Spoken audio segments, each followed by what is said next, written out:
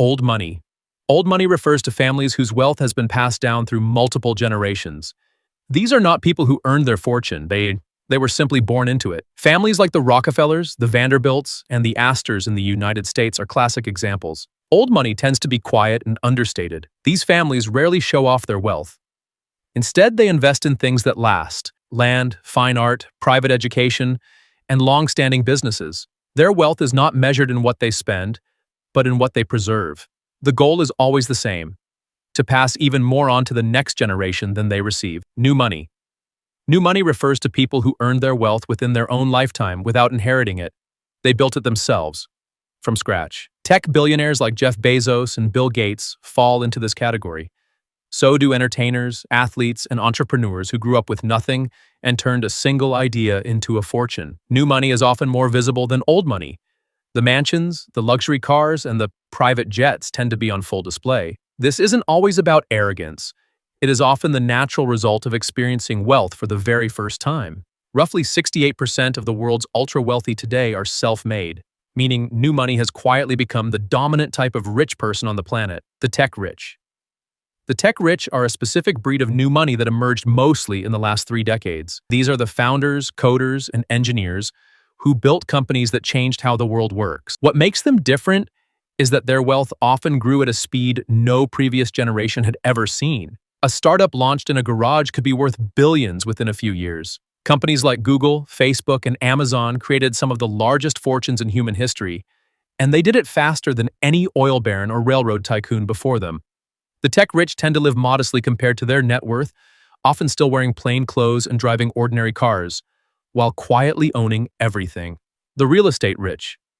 Real estate wealth is one of the oldest and most reliable forms of getting rich. These are people who built their fortunes by buying, developing, and selling property. What separates the real estate rich from other wealthy people is their patience. They think in decades, not years.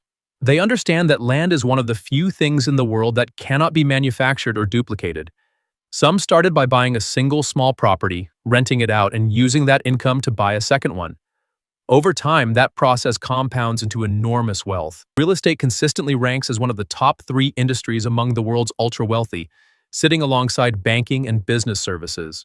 The celebrity-rich celebrities, actors, musicians, and entertainers represent a type of wealth that is uniquely tied to fame.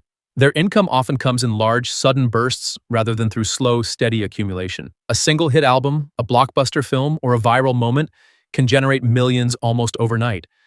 But what separates the truly wealthy celebrities from those who go broke is what they do next. The smartest ones, like Rihanna and Jay-Z, used their fame as a launching pad to build businesses. Rihanna's Fenty beauty brand became worth more than her entire music catalog. For celebrity wealth, fame is not the destination. It is the starting capital. The athlete-rich professional athletes earn their wealth through a combination of contracts, endorsements, and, for the smartest ones, business investments. What makes this type of wealth unique is its urgency.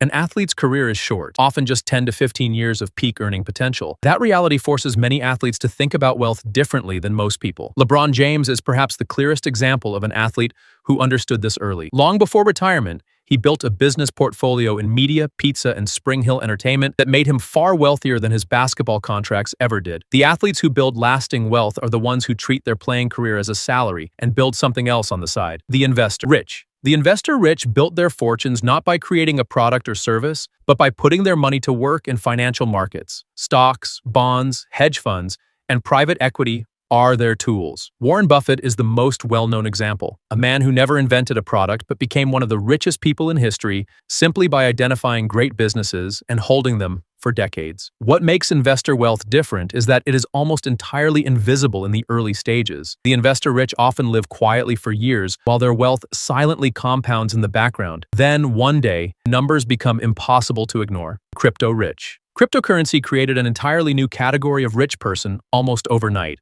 These are people who bought Bitcoin, Ethereum, or other digital currencies early, sometimes for just a few $100s, and held on long enough to see those investments multiply by thousands of times their original value. Some of the crypto-rich are young people who had no traditional financial background at all. They simply recognized something new and took a risk that most people refused to take. What makes crypto wealth different from almost every other type is how fast it appeared, and how volatile it remains. Fortunes that took decades to build in real estate or stocks were built in months in crypto. and in some cases, lost just as quickly.